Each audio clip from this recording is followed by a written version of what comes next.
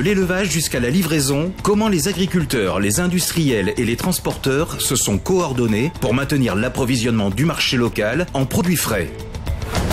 Focus sur le télétravail, organisation, équipement digital, conseil en cybersécurité, le point sur les critères essentiels pour que ce modèle fonctionne.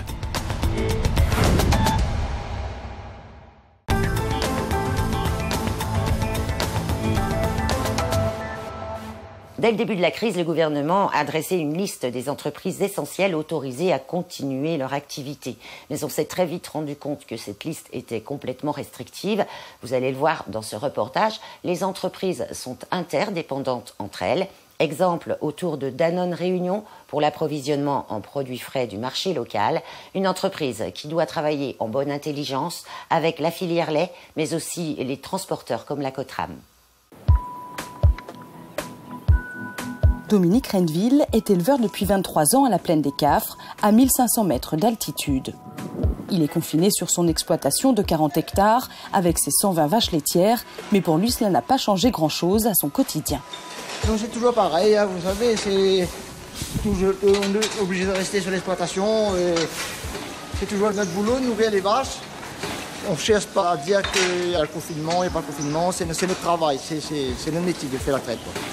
Pour moi, c'est une fierté de pouvoir dire qu'on peut nourrir la population, qu'il y a encore des gens comme nous qui peuvent se réveiller à 4 h du matin pour produire du lait, pour faire les yaourts, pour alimenter la population. Pour moi, c'est une fierté. Ça, c'est ma plus grande fierté. C'est pour ça qu'on ne baisse pas les bras. Dominique est le premier maillon d'une grande chaîne qui, malgré la crise du coronavirus, garantit aux Réunionnais un approvisionnement quotidien en produits laitiers. La fréquence de la collecte de lait n'a pas changé, mais règles de distance sociale obligent, elle se fait sans contact. La routine n'a pas changé, sauf qu'on doit beaucoup plus respecter, par exemple, les normes de sécurité. Au niveau des chauffeurs, quand ils arrivent pour reprendre le lait, on n'a pas de contact avec le chauffeur du tout. Même avec les inséminateurs, quand ils arrivent, on n'a pas de contact avec les inséminateurs. On doit respecter la barrière de sécurité. On essaie de faire notre boulot, mais tout en respectant le confinement, quoi, en respectant les barrières de sécurité et les règles de sécurité. C'est notre travail, ça, de faire un travail propre, un travail sain. On a 3 contrôles systématiquement tous les semaines dans l'exploitation, donc on doit produire un lait de qualité. On ne produit pas plus, mais on ne produit pas moins non plus. Au contraire, on essaie de faire produire plus parce que comme il y a une grosse demande sur le lait, et on essaie de produire plus et surtout sur la qualité. Pas de répit donc pour Lucien Bègue, chauffeur de collecte de la Cicalais. Pour assurer la sécurité sanitaire, la coopérative a équipé ses chauffeurs de masques, de gants et de combinaisons de protection. Un équipement qui n'empêche pas Lucien d'appréhender le virus, mais il a pleinement conscience de l'importance de son travail. C'est un peu contraignant, c'est un peu le stress pour aller travailler le matin. Ça veut dire qu'on quitte chez nous, mais on rentre chez nous après. Donc, étant donné qu'il y a la famille chez nous, c'est ça qui stresse un petit peu, quoi. Parce que maintenant, à chaque fois que j'arrive chez moi, c'est le lavage des vêtements en totalité avant de rentrer à la maison, prendre une douche et tout ça, alors que, avant aussi je le faisais, mais pas comme en ce moment. Pour les éleveurs, s'ils faisaient le travail et traire les vaches et jeter tous les jours, c'est pas possible. Donc heureusement qu'on est là pour le faire, parce que, même pour eux aussi. Et moi, personnellement, ça ne me dérange pas de travailler, à part, comme je vous dis, il y a le stress, c'est ça qui nous gêne un peu, quoi. La production laitière à La Réunion représente 20% de la consommation locale et des centaines d'emplois. Charles Adrian est le directeur de la Cicalais. Stopper l'activité n'était pas envisageable. Au démarrage, on a eu des craintes parce que ça nous est tombé dessus comme pour tout le monde et on s'est dit comment on va faire. Déjà, la première chose, on a 200 salariés à protéger entre la coopérative laitière et nos filiales avec des gens qui sont exposés. Donc on s'est demandé comment organiser tout cela. Donc on a vraiment organisé tout ça, fait du sur-mesure, service par service, pour éviter justement d'avoir des trous de production. On n'ose pas imaginer, je crois qu'on n'ose vraiment pas imaginer qu'on pourrait se retrouver dans cette situation-là. Ça serait une véritable catastrophe pour l'économie réunionnaise.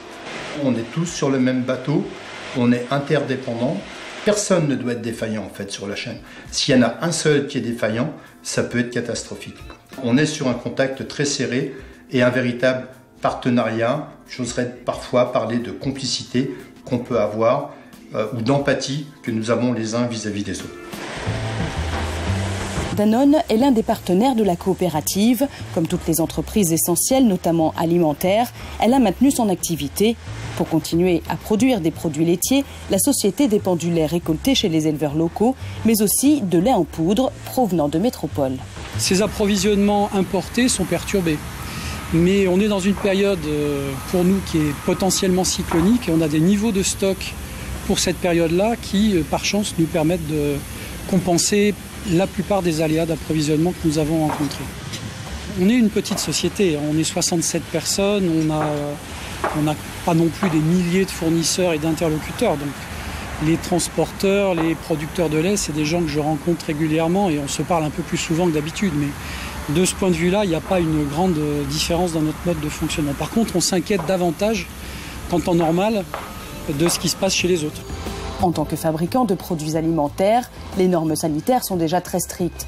La plus grosse difficulté pour Danone a été de gérer une production à flux très tendu. Nous, on travaille dans une activité qui est le produit laitier frais, même ultra frais. Ça veut dire que quand on referme le pot de yaourt Danone ou de Danette, on met une date limite de consommation qui est comprise entre 30 et 40 jours à peu près. Ce qui veut dire qu'on n'a pratiquement pas de stock de produits finis. Et donc notre métier en temps normal, il s'adapte en permanence à l'évolution de la demande. Donc on cesse de revoir nos plans de production chaque mois, chaque semaine, chaque jour, en fonction de l'évolution de la demande. Et là, on a été gâtés. Parce qu'au moment du confinement, les 2 jours avant le confinement, les ventes en gros ont doublé. Et puis ensuite, pendant plusieurs jours, elles ont été divisées par 2 ou par 3. C'est quoi la tendance? Dans une période comme celle-là, c'est très difficile à dire. Donc on n'arrête pas d'adapter notre plan de production. Nous, on ne peut pas faire de stock de produits finis, donc il faut qu'on adapte notre production à la demande. Et pour l'instant, après une période très hachée, on constate qu'on est plutôt sur une demande un peu supérieure à la demande normale.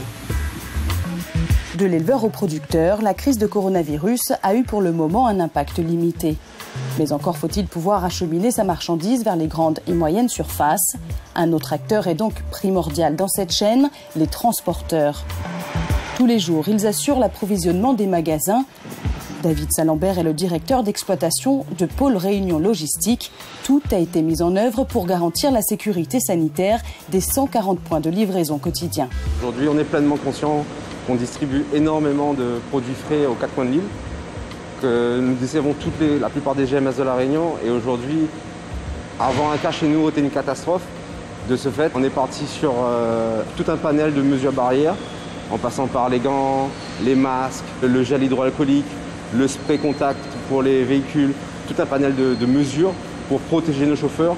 Parce qu'aujourd'hui, sans nos chauffeurs, aucune marchandise ne peut être livrée. Ça a rassuré beaucoup de gens. Nous-mêmes, on ne pouvait pas se permettre de laisser nos chauffeurs prendre un tel risque, sachant qu'ils sont énormément en contact avec plein de monde.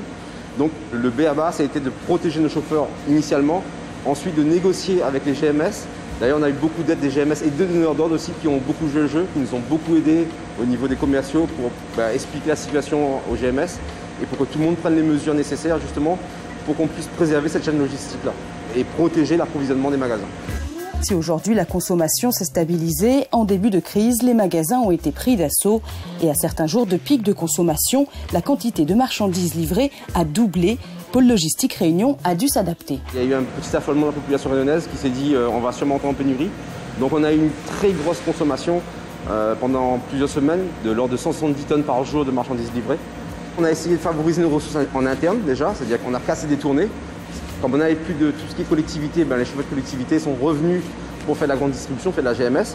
Donc si vous voulez, avec nos ressources internes et avec quelques intérimaires également qu'on a pris pour pouvoir assurer ce surcroît d'activité, on a pu justement livrer l'ensemble de nos marchandises.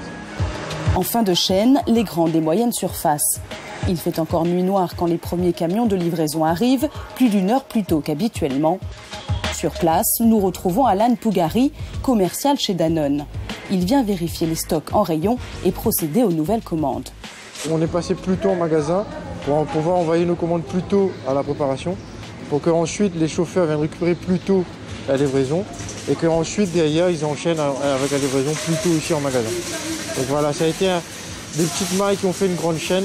C'était pas évident au départ de gérer ça, mais on a une très bonne équipe derrière qui avait peut-être anticipé un peu le coup. Du coup, au niveau de la direction, ça s'est bien passé. Il y a eu un plan de fabrication qui était assez conséquent. On est tombé en rupture partiellement sur certains produits, mais vraiment très peu. On a un taux de production qui était très élevé aussi. Donc on a pu enchaîner et mettre la mécanique en route pour vraiment assurer le réapprovisionnement des magasins. Tout ça grâce à plusieurs acteurs économiques de La Réunion. Donc c'est vraiment très très important. On est sur une petite île et on arrive vraiment à faire de belles choses au sein de cette île.